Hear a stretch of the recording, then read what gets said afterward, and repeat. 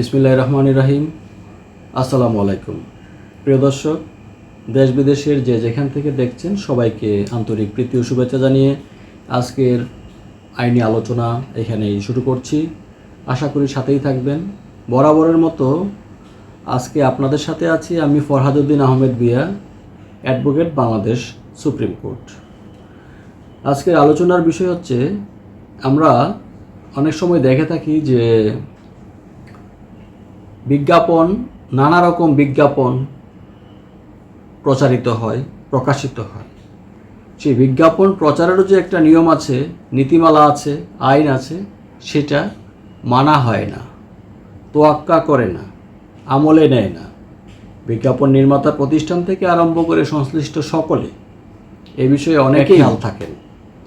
তো আজকে আলোচনা করব প্রিয় দর্শক, যে বিজ্ঞাপন নীতিমালা না মেনে যদি কেউ বিজ্ঞাপন প্রচার, প্রকাশ এবং নির্মাণ করেন, তাহলে আইনগত কী প্রতিকার রয়েছে। প্রিয় দর্শক, বলে নিচ্ছি যে যেহেতু এটার একটা নীতিমালা রয়েছে, নীতিমালায় যে সুস্পষ্ট বিধান রয়েছে, যেই গাইডলাইন রয়েছে, সেই গাইডলাইন অনুসারে যদি বিজ্ঞাপন নির্মাণ করা না হয়, বিজ্ঞাপনের ভাষা, বিজ্ঞাপনের যে জিঙ্গেল, বিজ্ঞাপনের কথা, বিজ্ঞাপনের যে কালার, বিজ্ঞাপনের বিভিন্ন চলচ্চিত্র, বিজ্ঞাপনের স্থিরচিত্র বা অন্য কোনো বিষয় যেটা অশ্লীল হতে পারে, যেটাতে কোনো শৈল্পিক মূল্য নেই, যে বিষয়টার অর্থাৎ যেটাতে যে কালচারাল কোনো ভ্যালু নেই, এটা থেকে মানুষ খারাপ কিছু শিখছে বা খারাপ কিছু ইঙ্গিত করছে, যেটা আমাদের সোশ্যাল এবং কান্ট্রির যে কনটেক্সট আছে, কালচারাল কনটেক্সটের সাথে যেটা কন্ট্রাডিক্টরি, এবং এটাতে এমন যদি কোনো মেসেজ থাকে বিজ্ঞাপনে, যেই মেসেজটা detrimental to the society and young generation or any community, হতে পারে সেটা মাইনরিটি কমিউনিটি, হতে পারে কোনো আপনার এথনিক কমিউনিটি, হতে পারে কোনো রেস, কোনো গোত্র, গোষ্ঠী, শ্রেণী, জেন্ডার বা কোনো ক্লাসকে যদি আন্ডারমাইন করে, আন্ডার ভ্যালু করে, আন্ডার এস্টিমেট করে, তাহলে ও কিন্তু এটা করা যাবে না। এই ধরনের বিজ্ঞাপন এমন কোনো ভাষা, এমন কোনো শব্দ, এমন কোনো থিম, এমন কোনো মিউজিক, এমন কোনো রকম অঙ্গভঙ্গি বা এমন কোনো রকম সাজসজ্জা বা রূপসজ্জা বা যাই বলি না কেন, বিজ্ঞাপনের যেই জিঙ্গেল আছে, এগুলোতে এমন কিছুই করা যাবে না যেটা দেশের সুনাম বিনষ্ট করে, সার্বভৌমত্বের প্রতি অসম্মান, অশ্রদ্ধা এবং সার্বভৌমত্বের হুমকি ইন্ডিকেট করে, দেশের মানুষের, দেশের স্বাধীনতা, সার্বভৌমত্ব এবং সামগ্রিকভাবে জনকল্যাণকর নয়, জন অনিষ্টকর কোনো উপাদান যদি কোনো বিজ্ঞাপনে থাকে, যেটা অনেক সময় বিব্রতকর, বিভ্রান্তিকর এবং মিথ্যা তথ্যে ভরপুর, মিথ্যা আশ্বাস বা মিথ্যা গ্যারান্টি দেওয়া, প্রতিশ্রুতি সংক্রান্ত বিষয়ে যদি কোনো বিজ্ঞাপনে থাকে এবং এমন কোনো আশ্বাস দেওয়া যেটা বাস্তবিক পক্ষে এটার কোনো অস্তিত্বই নেই, অলীক বা অলৌকিক বা অসম্ভব কোনো আশ্বাস দেওয়া যেটার বাস্তব কোনো ভিত্তি নেই, এমন বিজ্ঞাপন প্রকৃতপক্ষে বিজ্ঞাপন নীতিমালা বিরোধী। তো এই ধরনের বিজ্ঞাপন যদি প্রচার, প্রকাশ, নির্মাণ এবং প্রদর্শন হয়, তাহলে সংশ্লিষ্টদের বিরুদ্ধে সংশ্লিষ্ট এবং তাদের এগুলো দেখভাল করার দায়িত্বে যেই অথরিটি আছে, যেই কর্তৃপক্ষ আছে এবং যারা এটার সাথে সংশ্লিষ্ট কলা কৌশলী থেকে নির্মাতা এবং প্রতিষ্ঠান যারা আছেন, সংশ্লিষ্ট যারা আছেন এবং সংশ্লিষ্ট ডিপার্টমেন্ট যারা আছেন, তাদের বিরুদ্ধে কিন্তু ওই যে বিজ্ঞাপন নীতিমালা ভঙ্গ করে এবং সংবিধানের সাথে সাংঘর্ষিক সুস্পষ্ট কিছু ফান্ডামেন্টাল রাইট কোনো নাগরিকের যদি ভায়োলেট হয়, সেটা যদি স্পেসিফিক্যালি এক্সপান্ড করে বোঝানো যায় এবং এক্সপ্লেইন করে যদি সেটা ইলুমিনেট করে ইন্টারপ্রিট করে যদি রিট পিটিশনে সেটা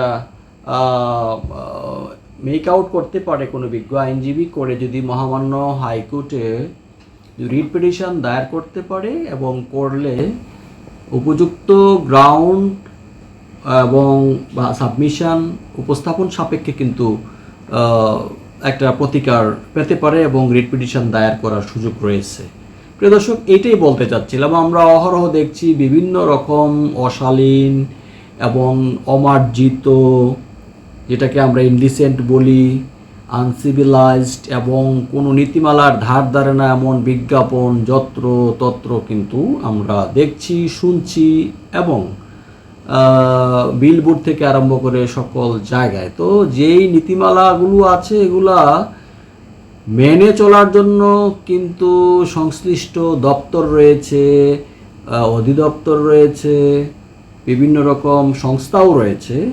তাদের যে ইনঅ্যাকশন, তাদের নিষ্ক্রিয়তা, তাদের ফেইলার, ব্যর্থতা, এই সমস্ত ব্যক্তিদের বিরুদ্ধে বা প্রতিষ্ঠানের বিরুদ্ধে কার্যকর ব্যবস্থা গ্রহণে তাদের ব্যর্থতা এবং নিষ্ক্রিয়তাকে চ্যালেঞ্জ করে কিন্তু মহামান্য হাইকোর্টে রিট পিটিশন দায়ের করা যায়। এখন বলতে পারেন যে কে রিট পিটিশন দায়ের করবে?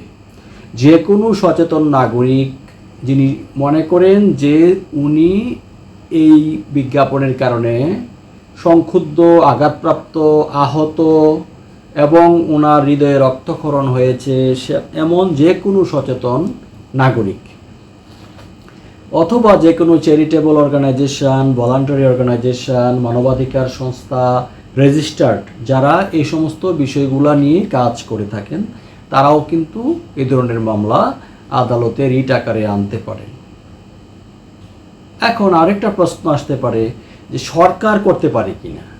সরকার আসলে রিট করতে পারবেন না, কারণ কোনো স্ট্যাটিউটরি বডি বা কোনো সংস্থা বা কোনো ডিপার্টমেন্ট, মিনিস্ট্রি বা কোনো যারা এগুলোর সাথে দেখভালের দায়িত্বে আছে, ওরা কিন্তু স্টেট মেশিনারির পার্ট, অর্থাৎ স্টেটের বিরুদ্ধে এই ক্ষেত্রে রিট পিটিশন দায়ের করতে পারবে না।